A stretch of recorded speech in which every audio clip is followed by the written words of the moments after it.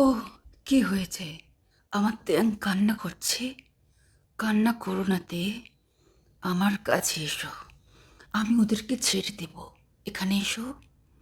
লি চাংসুক তার মাথাটা শিশুর মতো করে উঁচু করে তার পাগলাটে কণ্ঠস্বর শুনে ভয়ে কেঁপে ওঠে। সে জঙ্কুকে আরো শক্ত করে জড়িয়ে রাখে, কোথাও তাকায় না। জঙ্কুক রাগে তার দিকে তাকায়। তোর নোংরা চোখ দূরে রাখ। জংসুক হেসে ওঠে। So sad. Get ready to. আমি তোমাকে ছাড়বো না জিয়ন। জংসুক তার দিকে তাকিয়ে বলল এবং তার লোক জঙ্কুকের দিকে তার মাথায় গুলি করে থেকে নামিয়ে দিতে বলে, কিন্তু জঙ্কুক তা করে না। তের কোমর আর উরু শক্ত করে ধরে রাখে। তে ঢোক গিলে ফেললো, কিন্তু ভয়ে তার হৃদয় কাঁপছে। প্লিজ, দয়া করে ছেড়ে দাও আমাদের, প্লিজ ছেড়ে দাও।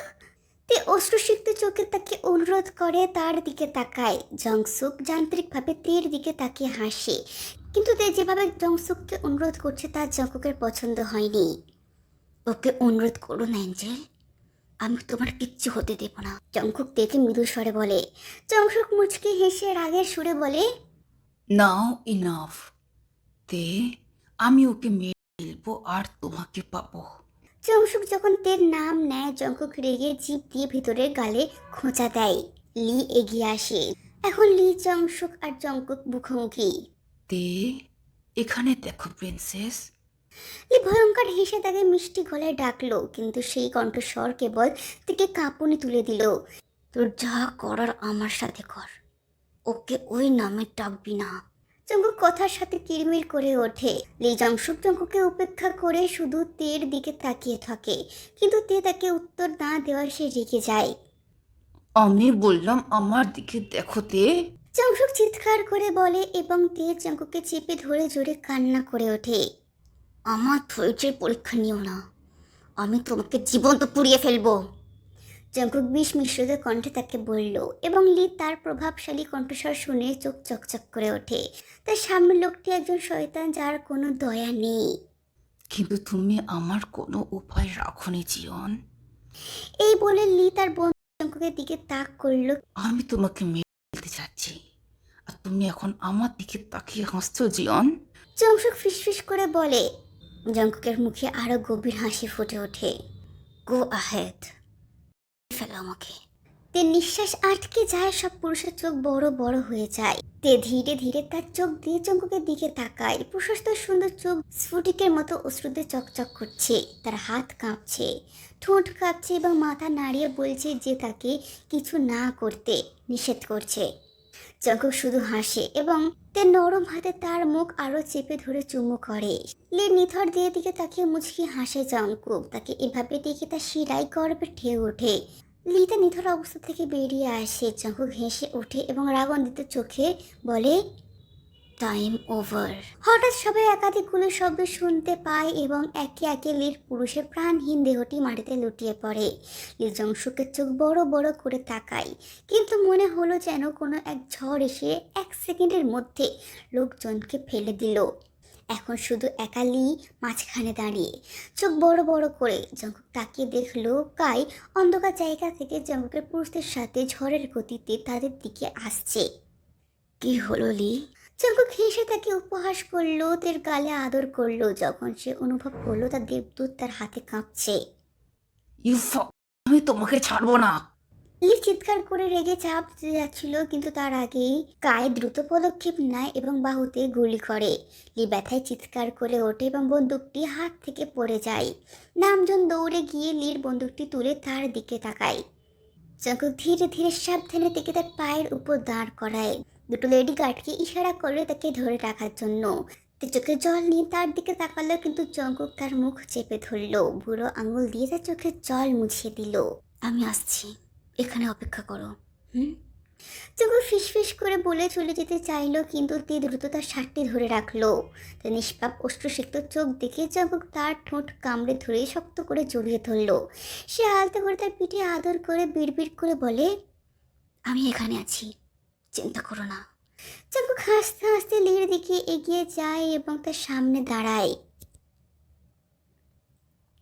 লি ব্যথায় গর্জন করে এবং পাল্টা লড়াই করতে উদ্যত হয়, কিন্তু জঙ্কুক তাকে সময় দেয়নি এবং তার উপর উঠে একের পর এক ঘুষি মারতে থাকে। ইউনো তাড়াতাড়ি এসে জঙ্কুককে থামানোর চেষ্টা। জঙ্কুক, আমরা ওকে পরে দেখে নেব, দেখে এখন তোমার প্রয়োজন। জঙ্কুক হঠাৎ তার দেবদূতের নাম শুনে থামিয়ে দিল এবং লি প্রায় প্রাণহীন দেহের দিকে ধাক্কা দিয়ে ফেলে দিল। জঙ্কুক দ্রুত তের দিকে ছুটে যায়, লেডি গার্ডের কাছ থেকে ছিনিয়ে নিয়ে শক্ত করে ধরে। জঙ্কুক কেবল থেকে তার বাহুতে তুলে নেয় এবং তার পুরুষদের ইশারা করে লিকে তাদের সাথে নিয়ে যেতে। তাকে ধরে শরীরের শান্তি নিয়ে জঙ্কুক বন থেকে বেরিয়ে আসে। অবশেষে তার এঞ্জেল তার সাথে নিরাপদে আছে। জঙ্কুকের একজন লোক তার জন্য গাড়ির দরজা খুলে দেয় এবং তাকে কোলে নিয়ে পিছনের সিটে বসে। সব গাড়ি বন থেকে শহরের দিকে রওনা হয়। জঙ্কুক তার দিকে তাকে দেখতে পেল যে সে ঘুমিয়ে আছে। এসবের মধ্যে দিয়ে যাওয়ার ফলে সে নিশ্চিন্ত ক্লান্ত বোধ করছে। সে তার ছোট্ট কুমোটা চারিদিকে হাত বুলিয়ে দেয় এবং ঘাড়ে মুখ লুকিয়ে নেয়। সে শান্তির সাথে স্বাক্ষর করে যে অবশেষে এখন তার সাথে দিয়ে আছে। জঙ্কুক তার ঘাড়ে আলতো করে চুমু করে এবং তাকে তার সবচেয়ে মূল্যবান সম্বলের মতো জড়িয়ে ধরে। তার সম্পত্তি এবং সে চিরকাল তার সম্পত্তি রক্ষা করবে। জঙ্কুক ধীরে ধীরে তাকে শুইয়ে দেয় বিছানায়, কপালে আলতো করে চুমু করে। কেবল সেই জানে সে কিভাবে থেকে ছাড়া এই ঘন্টাগুলো কাটিয়েছে। এগুলো তার কাছে জীবন্ত নরকের মতো লাগছিল। সে দ্রুত উঠে প্রাথমিক চিকিৎসার বক্সটি নিয়ে পাশে বসে। জঙ্কুকের চোখ কালো হয়ে যায় তার শিশুর মতো নরম ত্বকে ক্ষত দেখে।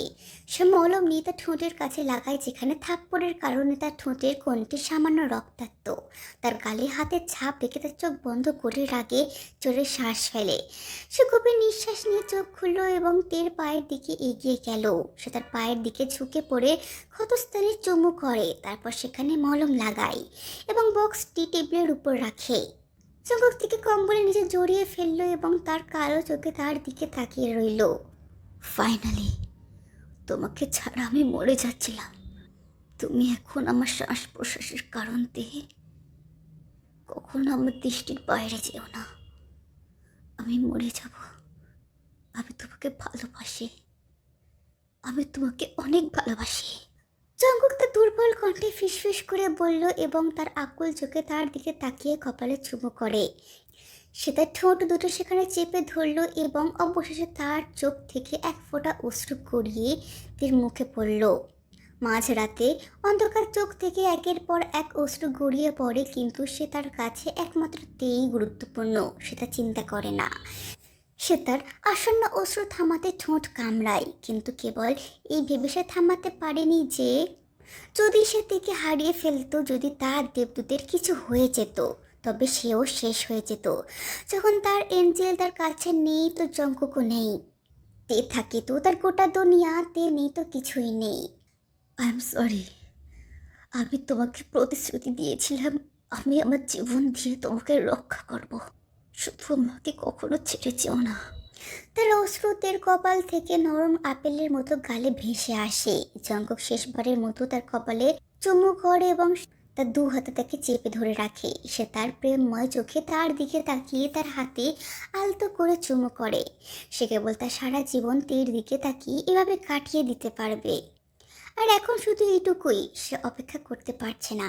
থেকে তার চাই এবং সে এখনই তার শেষ পদক্ষেপ নেবে। প্রতিটি পরিস্থিতিতে তার সাথে তার দেবদূতের প্রয়োজন। ইতিমধ্যেই সে সব কিছু ঠিক করে ফেলেছে এবং সে এখনই অপেক্ষা করতে সিদ্ধান্ত নিয়েছে। সে এখন ঝুঁকি নিতে পারবে না। শুধু আর কিছুদিন অপেক্ষা করো, আর একটু অপেক্ষা, তারপর তুমি সম্পূর্ণ আমার হয়ে যাবে। আমি তোমাকে কোনো কিছু দিয়ে কষ্ট দিতে দেব না।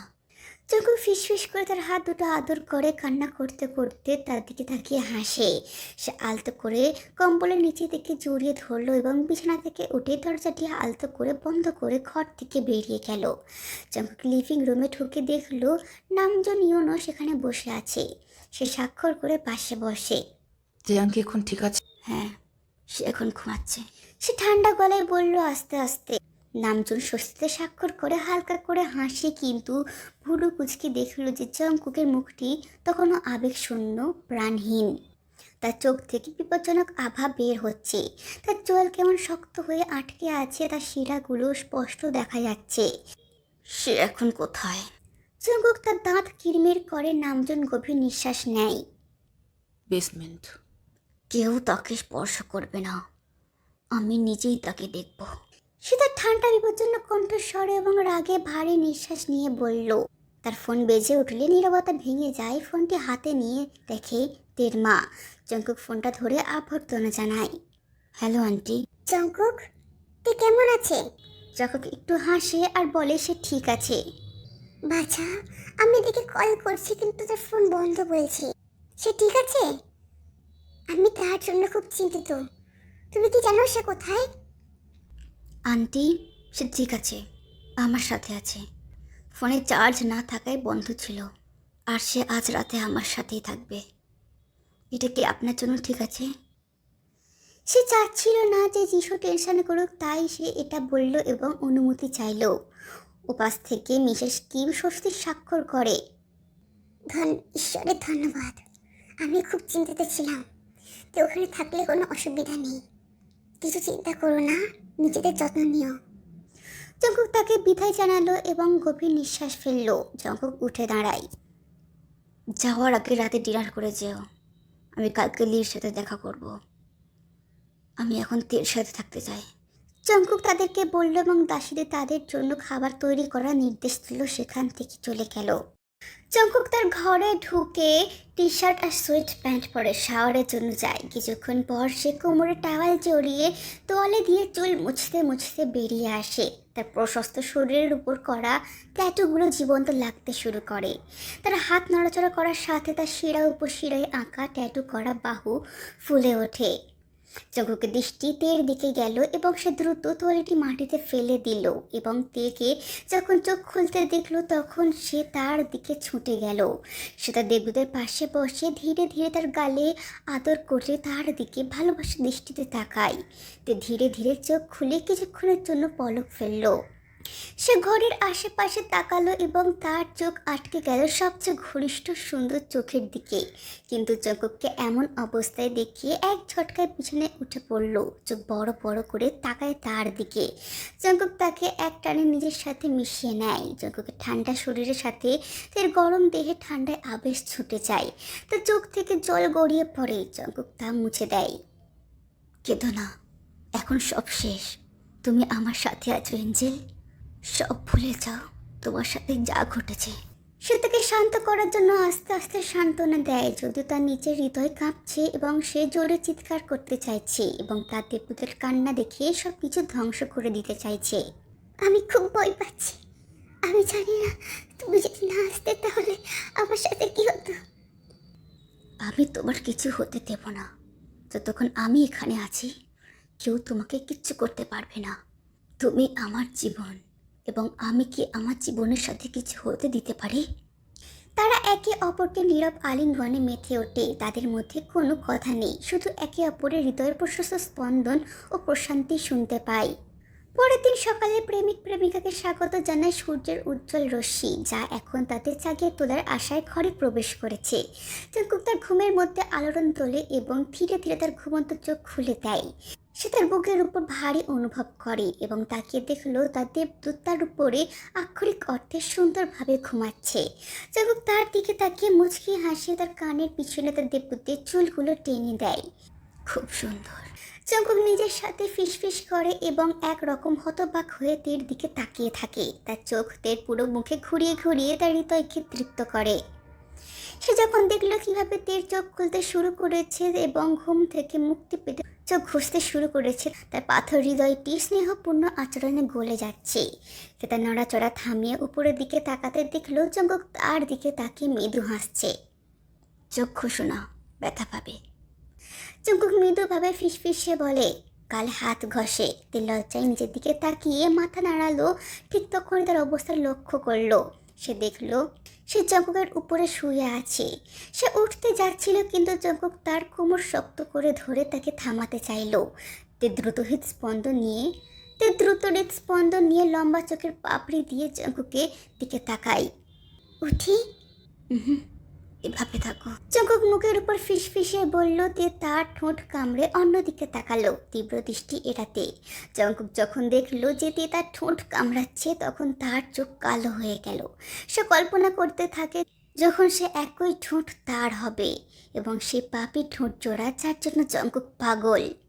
কিন্তু সে তার চিন্তা ভাবনাকে ঝাঁকিয়ে ফিসফিসে বলে, ওগুলোর উপর জুলুম করো না, ওগুলো অন্য কারোর। তো চোখ বড় বড় করে এখন সে একটা জীবন্ত টমেটো হয়ে গেছে। সে দ্রুত নিজেকে জঙ্কুকের থেকে সরিয়ে নিল এবং প্রচণ্ড লজ্জায় লজ্জিত হয়ে ওয়াশরুমের দিকে দৌড় দিল। জঙ্কুক অন্ধকার দৃষ্টিতে তার পিঠের দিকে তাকিয়ে রইল যতক্ষণ না সে তার চোখ থেকে এড়িয়ে যায়। শুধু আরও কিছুক্ষণ, আরও কিছু সময় তুমি আমার কাছ থেকে পালাতে পারবে না মাই এঞ্জেল।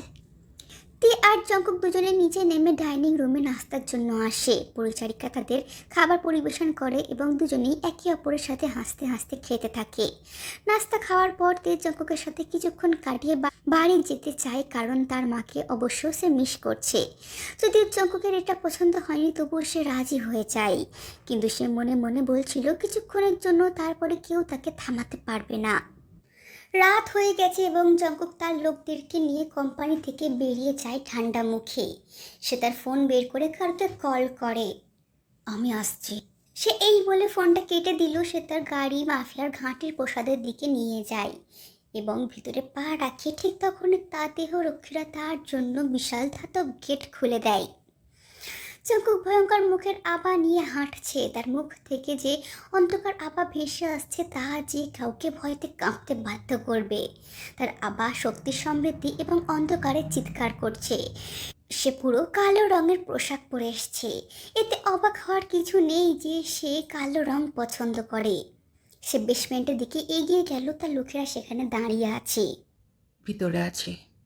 নামজন তাকে বলল এবং দুজনই ভয়ঙ্কর অন্ধকার বেসমেন্টে ঢোকে। লাল মুখ নিয়ে মাটিতে বসে থাকা হাঁফানো লিকে দেখিয়ে তার ছিদ্র করা মনস্তাত্ত্বিক হাসি ফুটে ওঠে। সে তার দিকে পা বাড়ায়, ঝুঁকে পড়ে কঠোর চোখ নিয়ে। জংশুক মাফের কালো চোখের দিকে তাকিয়ে একটু ঢোক গেলে, ওহ মায় মায় মায়, আমাদের এখানে কে আছে? লি জংশুক। জঙ্কুক তার দিকে তাকিয়ে হাসলো এবং লি যখন তার দিকে রাগের চোখে তাকালো এবং তখনই কিছু করতে পারলো না, তখন তার হাসি আরও প্রশস্ত হয়ে উঠল। কিন্তু জঙ্কুকের মেজাজ মুহূর্তের মধ্যে বদলে গেল এবং সব কিছু মনে পড়ার সাথে সাথে তার শরীর প্রচণ্ড রাগে ভরে গেল। তুমি তোমার জীবনের সব থেকে বড় ভুল করেছ, আর এই ধরনের মানুষের জন্য আমার মনে কোনো দয়া নেই। সে নির্মমভাবে লিকে ঘুষি মারল এবং লি কেবল ব্যথায় চিৎকার করতে লাগলো। মুখ থেকে প্রচণ্ড লালা ঝরতে লাগলো। কি হয়েছে? ব্যথা লাগছে লি? জঙ্কুক ভারী নিঃশ্বাসের সাথে গর্জন করে উঠল এবং অন্ধকারে লির দিকে তাকালো। তুমি যখন আমার এঞ্জেলকে আমার কাছ থেকে ছিনিয়ে নিয়েছিলে তখন আমারও এই ব্যথাই হচ্ছিল। জঙ্কুক তার চুলগুলো শক্ত করে ধরে, আমাকে ছেড়ে দাও। লি খুব ধীরে ধীরে এবং যন্ত্রণাদায়কভাবে ফিসফিস করে বলল। তার কথা শুনতে খুব কষ্ট হচ্ছে। জঙ্কুক তার দিকে তাকিয়ে মৃদু হাসে। একটু মেয়ে, আমার কাছে করুণার ভিক্ষা চাও। লি কিছু বলল না এবং আধো চোখ দিয়ে তার দিকে তাকিয়ে রইল। জঙ্কুক তার মুখে একটা থাপ্পড় মারল। লির শরীরটা ধাক্কায় মাটিতে লুটিয়ে পড়ল। জঙ্কুক টেবিল থেকে একটা হাতুড়ি তুলে তার মুখোমুখি হয়। লি হতবাক ও ভয়ের চোখে তার দিকে তাকায়। না না, আমি দয়া করে ছেড়ে দাও, একটু ছেড়ে দাও। বলো, দেয়াং শুধু জঙ্কুকের, বলো। জঙ্কুক এবার চুল ধরে ভয়ঙ্কর কণ্ঠে জিজ্ঞেস করলো। লি কাঁপুনি অনুভব করলো। শুধু জঙ্কুকের। জঙ্কুক হেসে উঠে উত্তর পেয়ে সন্তুষ্ট হলো। হ্যাঁ, সে শুধু আমার, শুধু জীবন জঙ্কুকের, চিরকাল শুধু জীবন জঙ্কুকের। জঙ্কুক নিজের মনেই হাসলো। এক মুহূর্তে তার মুখের আবেগ শূন্য হয়ে গেল। জঙ্কুক, কিন্তু আমার পছন্দ না যে কেউ আমার দেয়াংকে স্পর্শ করুক। Just don't like it, don't like. আর তুমি এঞ্জেলকে থাপ্পড় মারলে তোমার জন্য সে কান্না করেছিল, শুধু তোমার জন্য। তুমি তাকে আমার কাছ থেকে দূরে সরিয়ে নেওয়ার চেষ্টা করেছিলে। I hate this, I hate this, I hate hate hate this. Jungkook একজন পাগল মানসিক ব্যক্তির মতো চিৎকার করে বলল। ছাড়ো, তুমি, you are psycho, you are psycho. Jungkook হঠাৎ করে থেমে গেল এবং অন্ধকার কক্ষগুলির দিকে তাকালো। তার দিকে তাকিয়ে হঠাৎ জোরে হেসে উঠল। তার ভয়ঙ্কর হাসি থেমে গেল এবং তাকিয়ে বলল, yes, I am a psycho for my Angel. আমি তার জন্য পাগল, তার প্রেমে একেবারে পাগল। তার ঠোঁটে ভয়ানক হাসি প্রসারিত হয়। লি জানে যে তার পালানোর কোনো উপায় নেই, তাই সে তার লাল চোখ বন্ধ করে আবারও ফিসফিসে বলে, জাস্ট কিল মি। জঙ্কুক তার তীব্র রাগী চোখে তার দিকে তাকায় এবং এই কথা শুনে তৃপ্ত বোধ করে। ওহ, আমি আনন্দের সাথে তোমার ইচ্ছা পূরণ করব লি, কিন্তু আমি আরও খেলতে চাই। আজ জঙ্কুকের পাগলামি এবং তিয়াংয়ের প্রতি তার আকাঙ্ক্ষা দেখতে পেল সবাই, যা কোনো সীমা ছাড়াই পাগলামি বলা চলে। ইউনার গলা শুকিয়ে গেল এবং এড়াতে এদিক ওদিক তাকালো, কিন্তু জঙ্কুকের মনোমালিন্যের হাসি এখনো বেসমেন্টের চারিপাশে বেয়ে বেড়াচ্ছে। দেখ কেবল আমার, এবং যদি কেউ তার দিকে নোংরা চোখ রাখার সাহস করে, তাকে আমার নিষ্ঠুরতার মুখোমুখি হতে হবে। মুখোমুখি হতে হবে আমার নিষ্ঠুরতার। শুনতে পেয়েছলি? মুখোমুখি হতে হবে। এই কথা বলে অবশেষে জঙ্কুক তার হৃদয়ে একাধিকবার এবং লির যন্ত্রণার অবসান ঘটে এবং তার প্রাণহীন এবং রক্তাক্ত শরীর শক্ত হয়ে যায়। জঙ্কুকের নিঃশ্বাস ভারী এবং ভয়ঙ্কর অন্ধকার চোখ তার মৃতদেহের দিকে তাকিয়ে রইল। হঠাৎ জঙ্কুক কিছু না বলে বেসমেন্ট থেকে বেরিয়ে গেল। পুরো হল রুমের ঘুরিতে শুধু একটা কথাই বাজতে থাকে, তে শুধু আমার, শুধু আমার, আর আমি শুধু তেহের। আমাদের মাঝে কেউ আসতে পারবে না, কেউ না। তেহাং শুধু জঙ্কুকের। তে তার দোকান থেকে বাড়ি ফিরছে। সে ধীরে ধীরে হাঁটছে, তার ঠোঁটে একটা সুন্দর হাসি ফুটে উঠছে। সে লজ্জায় ঠোঁট কামড়ে ধরে মাথা নাড়ে যখন তার মন ও হৃদয় বারবার একজন নির্দিষ্ট ব্যক্তির দিকে ঝুঁকে পড়ে। সেই ব্যক্তি যে কেবল জানে কিভাবে তার হৃদয়কে স্পন্দিত করতে হয় এবং লজ্জায় জর্জরিত করতে হয়। সে ভয়াবহ ঘটনাটি ঘটে গেছে 1 সপ্তাহ।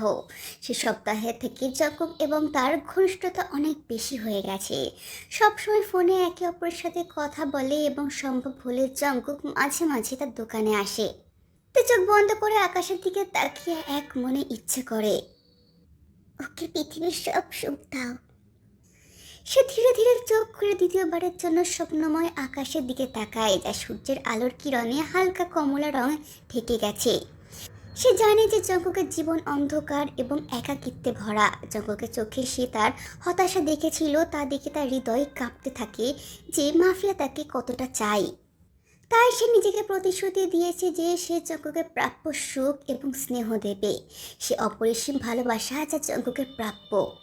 তে কখন তার বাড়ির কাছে পৌঁছে গেল তা সে বুঝতে পারল না। তার সমস্ত সত্তা তখন জঙ্কুকের চিন্তায় মগ্ন, কিন্তু তার সুন্দর মুখে একটা ভ্রুকুটি ফুটে উঠল তার বাড়ির সামনে 2টি বড় বড় পার্কিং গাড়ি দেখে।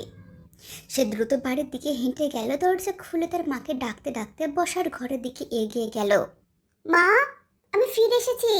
সে তার মাকে ডাকলো এবং সিঁড়িতে উঠে চোখ বড় করে দেখলো যে জঙ্কুক এবং নামজন ইউনো তার মায়ের কাছে বসে গল্প করছে। সে ধীরে ধীরে তাদের দিকে এগিয়ে গেল এবং তাদের অভ্যর্থনা জানালো। সে ধীরে ধীরে জঙ্কুকের দিকে তাকালো এবং লাজুক হাসিতে তার গোলাপি ঠোঁটে আকৃষ্ট হয়। যখন সে দেখতে পায় জঙ্কুক ইতিমধ্যে তার দিকে তাকিয়ে আছে, সে তার দিকে হাত নাড়িয়ে বিড়বিড় করে বলে, হাই। জঙ্কুক তার দিকে ফিরে হেসে মাথা নাড়িয়ে তাকে হ্যালো বলে। Come here. যিশু তাকে ডাকলেন এবং পাশে বসতে বললেন। তে তার মায়ের দিকে হেঁটে সেখানে বসে। তুমি জানো ওরা এখানে কেন এসেছে? মিসেস কিম হালকা চকচকে চোখ এবং হাসি ঠোঁটে নিয়ে তাকে জিজ্ঞেস করে। তে বিভ্রান্ত মুখ করে মাথা নাড়িয়ে না জানায়। আমি বলছি, তে আমরা এখানে জঙ্কুকের সাথে তোমার বিয়ের জন্য আলাপ করতে এসেছি, তোমার হাত চাইতে এসেছি। তে চোখ বড় বড় করে তাকালো, তার মুখে বিস্ময়ের ছাপ স্পষ্ট দেখা গেল। সকলেই তার উত্তরের অপেক্ষায়। তারা সকলেই জানে যে সে অবশ্যই বিয়েতে রাজি হবে, কারণ স্পষ্টত সে জঙ্কুককে ভালোবাসে। কিন্তু জঙ্কুকের চোখ কালো হয়ে গেল এবং তার চোয়াল চেপে উঠল যখন সে দেখল যে তে কিছুই বলছে না। তার মনে নেতিবাচক চিন্তায় ডুবে গেল যে তে তাকে চায় না। সে অস্বস্তিতে জোরে জোরে শ্বাস নিতে শুরু করলো এবং তার বাজ পাখির চোখ দিয়ে তার দেবদূতের দিকে তাকিয়ে থাকলো। কি হয়েছে, কিছু বলো? মিসেস যিশু তার হাত নাড়িয়ে হিমাহিত অবস্থা থেকে বের করে আনলো। তে ধীরে ধীরে জঙ্কুকের দিকে তাকায় এবং ঠোঁট কামড়ে ধরে যখন সে জঙ্কুকের মরিয়া চোখ এবং তার প্রেমময় মুখের উপর নিরাপত্তাহীনতা অনুভব করে।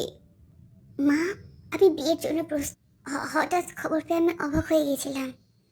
সে লজ্জা পেয়ে বলল। সবার মুখে একটা বড় হাসি ফুটে উঠল। জঙ্কুকের মনে হলো যেন এক সেকেন্ডের জন্য তার নিঃশ্বাস বন্ধ হয়ে গেছে এবং তার হৃদস্পন্দন অস্বাভাবিক গতিতে ছুটে চলেছে। তার দেবদূত কি সত্যি বিয়ের জন্য হ্যাঁ বলেছে? সে এটা বিশ্বাস করতে পারছে না। সে ঠোঁট কামড়ে ধরে জঙ্কুকের দিকে তাকায় এবং সে ধীরে ধীরে উষ্ণ হাসি দিয়ে মাথা নাড়ে। আর এই দেখে জঙ্কুকের ঠোঁটে একটা প্রশস্ত হাসি ফুটে ওঠে। নামজন ইউনুস জঙ্কুককে প্রথমবারের মতো খুশিতে হাসতে দেখে থমকে যায়। তারা তাকে কখনো এত খুশি হতে দেখেনি। মিসেস কিম থেকে জড়িয়ে ধরে আনন্দের সাথে আশীর্বাদ করে ও জঙ্কুককে আশীর্বাদ করে। জঙ্কুক নিচের দিকে তাকিয়ে হাসে। সে শান্তির হাসি, তৃপ্তির হাসি, যা অবশেষে তার এঞ্জেল এখন তার সাথে আছে। তার এঞ্জেল আনুষ্ঠানিকভাবে তার হয়ে যাবে চিরকালের জন্য। উত্তেজনা এবং উৎসাহতে তার হৃদয় কাঁপছে। ইউনো তার আসন থেকে উঠে তার পাশে বসে কাঁধে হাত রাখে। জঙ্কুক তার দিকে তাকিয়ে হাসছে আর ইউনো তাকে শক্ত করে জড়িয়ে ধরে। জঙ্কুকের হাসি ধীরে ধীরে তার ঠোঁট থেকে নেমে আসে এবং অজান্তে তার চোখে অশ্রুসিক্ত হয়ে ওঠে। সে ইউনোকে জড়িয়ে ধরে এবং চোখ থেকে ধীরে ধীরে জল ঝরতে থাকে। আমি তোমার জন্য অনেক খুশি। কংগ্রাচুলেশন। আমি খুব খুশি। তে আমার সুখ।